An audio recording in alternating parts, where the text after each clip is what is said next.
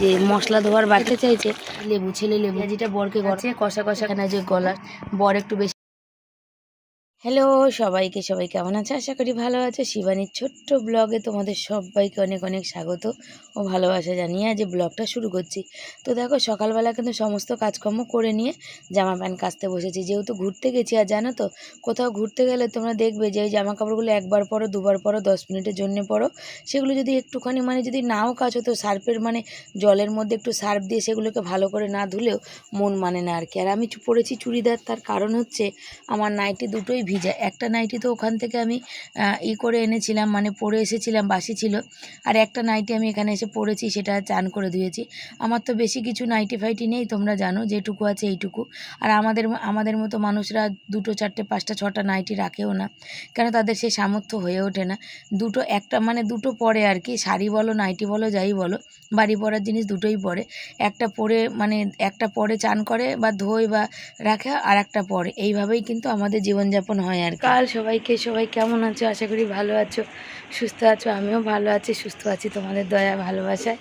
আর এই দেখো সকালবেলা জামা প্যান্ট কেচে কাজকর্ম করেছি, আর শরীর এতটা ক্লান্ত বলার কথা না, চোখ খুলতে পারছি না, বুঝেছো?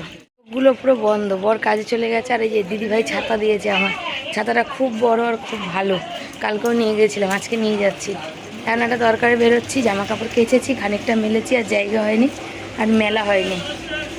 জামা কাপড় মেলবো, বুঝেছো? শুধু মনে হচ্ছে শুধু শুয়ে থাকে, ঘুমাই, এরম মনে হচ্ছে যে শুধু ঘুমাই, ঘুম পাচ্ছে, চোখ আমার বন্ধ হয়ে আসছে। তো চলো, ছিলাম এসআরআইয়ের ফর্ম নিতে, সেই সময় এখানের এই জায়গাটায়, এইখানটা। আর দেখো আবার এসছি, বলছে এখন এখান থেকে আরও অনেক দূর। সে একজনকে জিজ্ঞাসা করলাম, তার বাড়ির লোক ওই যে যাচ্ছে সামনে, বয়স্ক মানুষ, মনে হয় ওই ফর্ম ফিল আপ করার জন্যে। আর কি সুন্দর ভিউ, এখানে বসে থাকলে না মনটা জুড়িয়ে যাবে। দুদিকেই পুকুর, এদিকে একটা ঝিল আর এদিকে পুকুর। এদিকে পুকুর না, এদিকে সেই মাটি কেটে কেটে না লোকে এই যে ডোবা বানিয়ে ফেলেছে। সেই ডোবা ভাঙতে ভাঙতে এখন খাল, বিল, পুকুর, মাছ যাই বলো হয়ে গেছে, বড়ও হয়ে গেছে, বুঝেছো? দেখো দূর দূরান্ত অবধি এই জলা জমি, পানিফল টানিফল চাষ হয়, কচুরি পানা হয়। আর এদিকে তো এটা তো ঝিল মোটরের। দেখো কষ্টের কোনো সীমা নেই, হাঁপিয়ে গেছি, দম বেরিয়ে যাচ্ছে। তাও যদি এত কষ্ট করে গিয়ে আবার পরে যদি কিছু না হয়, যদি বলে না আমার কাছে হবে না, তাহলে তো সব কষ্ট জল ঢালা হয়ে যাবে, তাই না? দেখা যাক, চলো। এখান থেকে এসেছি, দিদিভাই সত্যি খুব ভালো, বলার কথা না, বুঝিয়ে বললো আমার কাছে ফর্ম নেই, যদি তুমি পাও কোথাও ফর্ম, কেন পঞ্চায়েত ফর্ম দিচ্ছে না, যদি তুমি কোথাও ফর্ম পাও তুমি ফর্ম নাও, নিয়ে আমার কাছে সোমবার এসে জমা করো। আবার কেউ বলছে সোমবার ফর্মটা চেঞ্জ হবে, তো চেঞ্জ হলে তখন দেখা যাবে। তুমি এখন ফর্মটা নিয়ে তোমার কাজটা আগিয়ে থাকবে, তুমি পেয়ে যাবে ততক্ষণে। তো দেখছি চারিদিকে সবাই পাচ্ছে। সেই বলছে অত দূর থেকে তুমি এখানে এসছো? বললাম হ্যাঁ, অত দূর থেকে এখানে এসে, যেহেতু 32 পার্টে ভোট, সেই জন্যে বলছে তোমার দরকারে তুমি করো, কি বলে আমাকে, তুমি বলছে এখানে যদি কোনো কাজ হয় তুমি কি করে খবর পাবে? বললাম ওই যে আমি বাপিদার সাথে খবর রাখি, কথা বলি। বলছে তুমি এটা তাহলে ঠিকানাটা চেঞ্জ করে নাও। বললাম যেহেতু আমার ভাড়া বাড়ি, সেহেতু কোথায় ভাড়া আজ আছি, কাল কোথায় যাব তার ঠিক নেই, সেই জন্য চেঞ্জ করি না, নাহলে চেঞ্জ করেই নিতাম, বুঝেছ? এই হচ্ছে ব্যাপার। কত আখ গাছ, আম গাছ, ও এই ভিতরেও কত সুন্দর সুন্দর সব ফাঁকা ফাঁকা বাড়ি, দেখে না মনটা জুড়িয়ে যায়। আজকের এত হ্যাপা, কালকেও ভোটের সেই ছেলের কাট করতে গেছি হায়ারিংয়ে, সেখানে বলল ইলেকট্রিকের বিলের স্লিপ দিতে। ইলেকট্রিকের বিলের স্লিপ, বলো, নিজের বাড়ি না থাকলে সব কাজে হ্যাপা। আর ভগবান আমার সেই কষ্টটাই দেখলো না গো। এই নিজের বাড়ি থাকলে যে হ্যাপা পোয়াতে হতো, 1 ঘন্টা রাস্তা হেঁটে এসেছি, আবার হেঁটে যাচ্ছি, আবার আসবো, আবার যদি ফর্ম না পাই আবার অন্য একদিন ফর্ম নিতে আসবো, আবার ফর্ম দেব। জীবনে আমি জানি না আমি কি পাপ করেছিলাম না কোনো পুণ্য করেছিলাম। 1 ঘন্টা দিয়ে হাঁটতে হাঁটতেই যে যাচ্ছি। এবার আমারও তো ইচ্ছে করে, বলো, তোমাদের আগেই বললাম যে ছেলের সামনে পড়াশোনা অনেক খরচা, যদি পাই কাজে দেবে। ওদিকে 30-31 পার্ট, 30 পার্ট, আমরা যে পার্টে থাকি 30 পার্ট, তারপর 31 পার্ট, আমরা 32 পার্টে ভোট করিনি গো। 32 পাটে আমি বললাম, একে বলছে কী করে হয়েছে, আপনি আমরা 31-এ ছিলাম, আপনি আপনি ওরা 32 পাটে আমাদের পাঠিয়ে দিয়েছে। এই কষ্ট কেউ বুঝবে না, যারা করে তারা। আমার পুরো নিঃশ্বাসটা বন্ধ হয়ে যাচ্ছে, এত গরম, দম আটকে যাচ্ছে। মানে স্টেশন পার করে এত দূর এসেছি, কি বলবো, কিছু বলার নেই, সবই হয়তো আমার ভাগ্য। তো কষ্ট বলার কথা, কত জায়গায় ঘুরলাম, ঘুরেই যাচ্ছি বাবা রে বাবা, গরমে ঘামে জীবনটা বেরিয়ে, গলা শুকিয়ে যাচ্ছে জলে। আমার ভুল হয়েছে যে একটা জলের বোতল নিয়ে বেরোয়নি, আর কোথাও জল পাচ্ছি না এত গরমের মধ্যে। সেই কোথায় সৌরদ্বীপে শেষ মাথা, কোথায় এই আমাদের মুখে। আর এই ছাতাটা দেওয়াতে দিভাইয়ের যে আমার কত উপকার হয়েছে বলে বোঝানো যাবে না। তাও ফরাম টরামে এত জায়গা ঘুরেও পেলাম না। দেখো ওখান থেকে ঘুরে চলে এসে তারপরে আর একটা অঙ্গনারী গেছি, সেখান থেকেও ঘুরে চলেছে। মোটামুটি আমি 3টে অঙ্গনারীতে ঘুরেছি। কেন বলছে যে ওই অঙ্গনারী দিদিমণিরাই ফর্ম দেবে, তো কোথাও তো পেলামই না। তো দেখা যাক কী হয়। তারপরে এসে কিন্তু ওই চুড়িদারটা আমি খুলে নিয়েছি, তার কারণ ঘামে প্রচুর ভিজে গেছে, আর আমার প্রচণ্ড ঘাম হয় জানো। আর নাইটি শোকায়নি, মেলে গেছিলাম একটা নাইটি, তাও শোকায়নি। এসে আবার একে একে সব জামা কাপড়গুলো মেলে দিচ্ছি, আবার কিন্তু কটা ভিডিও পোস্ট করে ফেসবুকে। তারপরে চলে যাব হচ্ছে পঞ্চায়েতে, যে পঞ্চায়েতে পাওয়া যায় কিনা। তবে শনিবার করে পঞ্চায়েত বন্ধ থাকে, কিন্তু দিদিমণিরা বলল অন্নপূর্ণা ভাণ্ডারের জন্য শনিবারও কিন্তু খোলা থাক বা না থাক, যেতে তো কোনো ক্ষতি নেই, দেখে আসতে কোনো ক্ষতি নেই, যদি ভাগ্যচক্রে পাই। তো ওনারা বললো যে এক তো পঞ্চায়েতে ফর্ম নেই, ফর্ম দিচ্ছেও না, 5টা করে ফর্ম দিচ্ছে, এবার চেনা মানে যাকে পারছি তাকে দেওয়া হচ্ছে।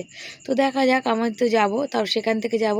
জ্বর হচ্ছে, শরীর খুব খারাপ অবস্থা, যেহেতু এসিতে থাকার আমাদের অভ্যাস নেই। তারপরে এসে গরম, সেদিন এসে সাথে গরম থেকে এসে চান করে আবার রোদ্দুরে দৌড়াদৌড়ি করেছি, সেই কারণে আমার ঠান্ডা মানে লেগে গেছে আর কি, জ্বরও হয়েছে।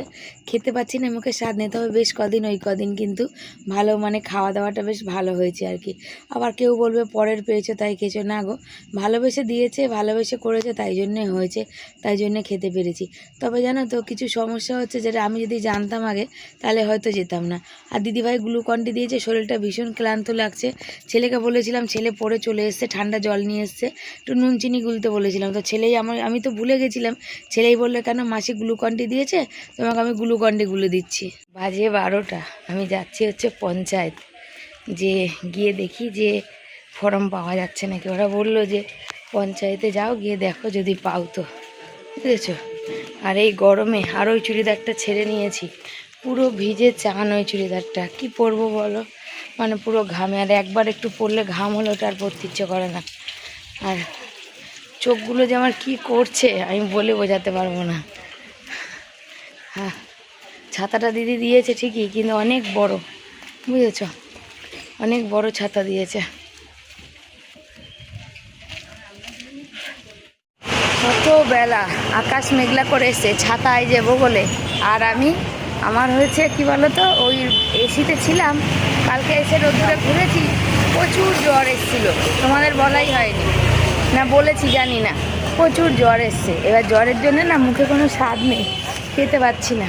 ঘরে সবজিগুলো দেখলাম ভালো নেই, কেমন হয়ে গেছে, বললাম চলো একটু এসছি যখন, বেলাতে আসলে একটু গলা স্টোমাক পাওয়া যায়, তো ওই জন্যে দেখলাম অল্প একটু আছে, বুঝেছো, 300-400 মতো আছে, 300-400 মানে আছে অনেকটাই। আবার মাংস তো বললো, দাদা বললো কত নয়, তাহলে হয়তো নিলে অল্প, একটু ঝাল করে খেতে ইচ্ছে করছে, তো বললো তাহলে মাংস তাও এখন কাটবো, যা আছে তাই, তো দেখি সব সলিড মাংস, আর মাংস 220 টাকা, আর গলা স্টোমাকে তো দাম কম, চলো নিয়েই চলে যাই, অল্প করে নিয়ে যাই, একটু কষা করে বানাবো, আর একটা কিছু ভাজা টাজা বানাবো, ব্যাস খাওয়া হয়ে যাবে, তাই জন্য একটু নিয়ে আসি, ঠিক আছে।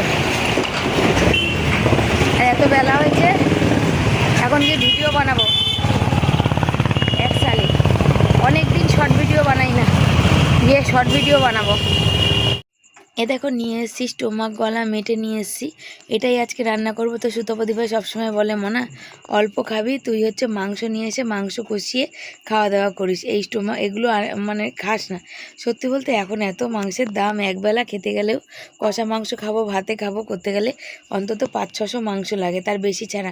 এবারে ব্রয়লার মুরগি হচ্ছে মানে পোলট্রি মুরগি হচ্ছে ভারী বেশি, 500 মাংস ঠিকঠাক হয় না, 10 পিস মতো হয়। 10 পিস মাংসতে তো মানে কি খাবো দুবেলা। তবুও ঠিক আছে, দিন একদিন ফিরবে, সেদিন দেখা যাবে। আজ হয়তো খারাপ সময়, তার জন্যে। তো চলো এই দেখো সবজিগুলো বাছলাম, এগুলো সব খারাপ হয়ে গেছে, এগুলো সব ফেলবো। আর এটা হচ্ছে এখন কেটে কুটে ধোবো আর কি।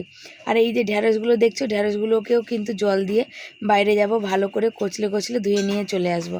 হাঁড়ি খালি করে নিয়েছি জলটা, এখন চাল নেবো, চাল দেবো। আর এখানে দেখো চলে এসছে, আর ওইগুলো কেটে কুটে সব পরিষ্কার করলাম। কেন হচ্ছে ওই মেটেটা বড় বড় থোকা দিয়েছিল, ওটাকে একটু কাটলাম, তারপরে গলাটাকে কেটে একটু ছোট করলাম। আর অনেকেই আছে যারা মাংস ভালোবাসে না, স্টোমাক খেতে কিন্তু ভীষণ ভালোবাসে, তারা কিন্তু স্টোমাকটা কিন্তু খুব খায়। তো আমার বোধহয় বেশ ভালো লাগে আর কি। তোমাদের কাদের কাদের ভালো লাগে একটু কমেন্ট করো। দেখো আজকে হয়তো সোনালি দিদিভাই হচ্ছে ডাল দিচ্ছে, বা সুতপা দিদিভাই এই এসছে বলে তাই হয়তো দিচ্ছে, কিন্তু আমি না একদিন খেলেও মানুষের নাম কিন্তু সব দিন করি। কিন্তু কি বলো তো, তাও মানে কী কোথাও হয়তো আমি ভুল কিছু বলে ফেলি, হয়তো জানি না যে আমি যে কথা বলি হয়তো যে মা বা আমার যাই হোক সেখানে কারোর খারাপ লাগে কিনা। তো বিশ্বাস করো যাদের জীবনে ঘটে না তারাই জানে। আজ কোন ছোটোবেলায় যখন মানে কিছু জানি না, তখন থেকে আমার বাপের বাড়ির সংসারটা ঘাড়ে নিয়েছি, ওই ভাই বোনদের মানুষ করেছি। আর আজকে যখন দেখো আমার এই অসময়, যেই সময় আমার সব থেকে বেশি দরকার ছিল মানুষকে পাশে থাকার, তখনই সব মানে ছেড়ে চলে যায়। মাকে বলেছিলাম কিছুদিন থাকাতে দেওয়ার কথা, দিল না। ঘর ভাড়াটা বাঁচলেও তো বাঁচত, সেটা দিয়ে তো ছেলের পড়াশোনাটা একটু ভালো করে করাতে পারতাম বলো। অনেক কাজ করেছি, পঞ্চায়েত গেলাম, মাংস আনলাম, ধুলাম, ঢ্যাঁড়সগুলো ওই বাঁধা ছিল ওখানে ভালো করে ধুলাম, মাংস ধুলাম, চাল ধুলাম, বাসন মাজলাম, ওই যে তাওয়া টাওয়া তো কদিন রুটি করে নিয়ে যেন ওগুলো মেজে নিলাম, কালকেও রুটি করে নিই। না এটা নিয়ে না বাবা, খাও না। এখন খাচ্ছে দিদিভাইয়ের ফুল বিস্কুট, যেটা আমাদের ভীষণ প্রিয়। 3 প্যাকেট নিয়ে এসেছিলো, 1 প্যাকেট ওখানেই খেয়েছি আমরা, আর 2 প্যাকেট আমাদের বাড়ি এসেছে। আমার ছেলেও খাচ্ছে, আমিও খাচ্ছি। আমার ছেলে তো কোনো কথা না, পুরো প্যাকেট দিলে একবারে খেয়ে নেবে। আর গ্যাস ট্যাস মুছে সব করে খেতে খুব ভালো। এটা যত খাবার দিয়েছে সব থেকে এটা বেস্ট। বেশি খাস না বাবা, আওয়াজ হেভি। কুন্দুরির মধ্যে এই কুন্দুরিগুলোও খারাপ হয়ে গেছে, বেছে বুছে ফেলে দিচ্ছি আর কি।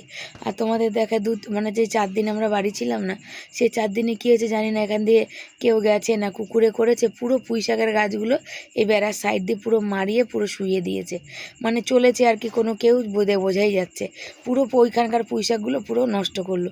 তো যাকে গাছেরও প্রাণ আছে, যেই করে থাক, কুকুর হোক বিড়াল হোক, কুকুর বিড়াল করলে তো অবলা জীব, তো জানি না, তো তাদের এরকম নষ্ট করা উচিত না, বা হলে তো দুটো খেয়ে পড়ে বাঁচা যায়, এই হচ্ছে ব্যাপার।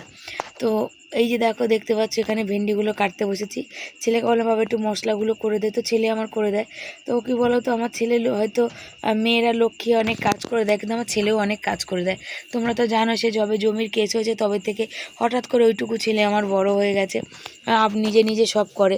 নুন চিনি জল গুলে দেওয়া বলো, বাইরে জামা কাপড় নিয়ে আসা বলো, আমার বাজারের ব্যাগ নিয়ে আসা বলো, সবজিটা বার করে দেওয়া বলো, বা ওই যে মশলাটা করে দেওয়া বলো, ঠাকুর পুজোটা দেওয়া বলো, ছেলে আমার করে অনেক কাজ। দেখে যে মা সারাদিন ভিডিও করতে একটু সময় পায় না, ভিডিওটা করেও তো মা আমার জন্যেই, যে আমার পড়াশোনা হবে, পড়াশোনা করব।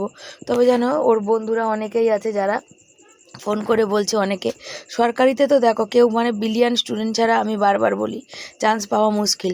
তো যারা আমাদের মতন আছে, যারা আমাদের থেকে উঁচু আছে, বা যারা আমাদের সমান আছে, সবাই বেশিরভাগই সব প্রাইভেটে কলেজে ভর্তি করে দিয়েছে। তার কারণ হচ্ছে প্রাইভেট কলেজ ছাড়া কোনো উপায় নেই। কেউ হয়তো সামান্য মানে নিজের সাধ্য মতন সামান্য, তো আমি ঘুরে দেখে এসেছি, এখনও জানি না কেন আমাকে অনেকেও শুনিয়েছে যখন আমি কলেজগুলো দেখতে গেছিলাম, যে হ্যাঁ দাদাভাই দেবে বলে পড়াবে, ওই বড় ফুটানি, বড় লোক হয়ে গেছো, প্রাইভেটে যাচ্ছো, হ্যানা ত্যানা, এসব অনেক কথা। যে কমেন্টগুলো আমি সুতপাদি বা সোনালিদির কাছে পাঠিয়েওছিলাম, যাদের সাথে আমার যোগাযোগ আছে তাদেরই।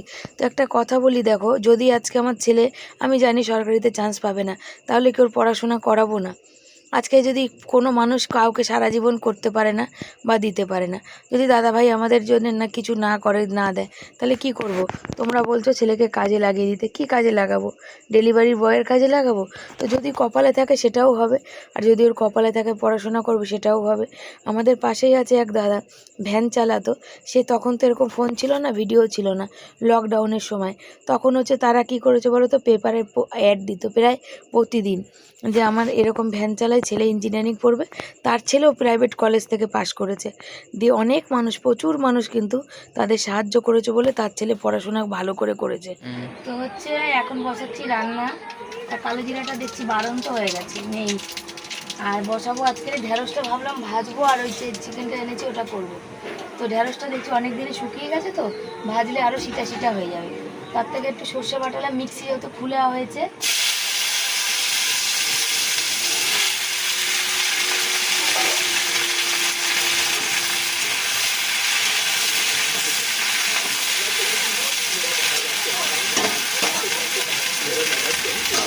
মিক্সি যেহেতু খুলেছি, মানে পেঁয়াজের রসুন এই যে বাটার জন্য, তার জন্য ছেলে বাবা একটু সর্ষে বেটে দে, ও সর্ষে আর কাঁচা লঙ্কা বেটে দিয়েছে।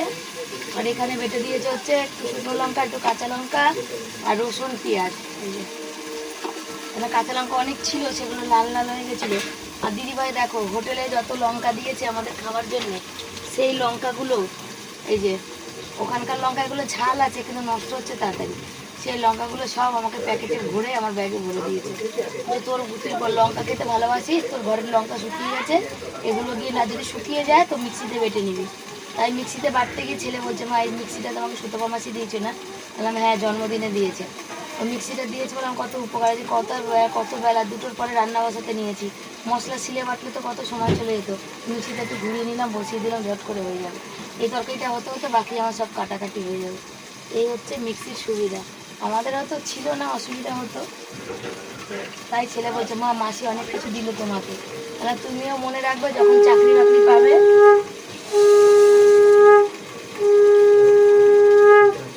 যখন চাকরি বাকরি পাবে তখনও তুমিও মানুষের জন্য করবে। আর তারা আমার জন্য করছে, আর এই সম্পর্কটা বজায় রেখো, আমরা থাকি বা না থাকি, তাদের জন্য যেন তুমি কিছু করতে পারো।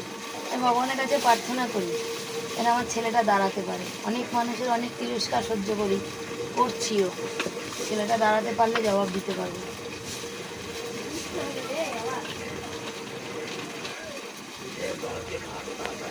ঢেঁড়সের তরকারি বসিয়ে দিয়েছি আর ঢাকা দিয়ে দিয়েছি জানো, তাড়াতাড়ি হওয়ার জন্য। আড়াইটা প্রায় শুধু ছিটকে ছিটকে পড়েই যাচ্ছে।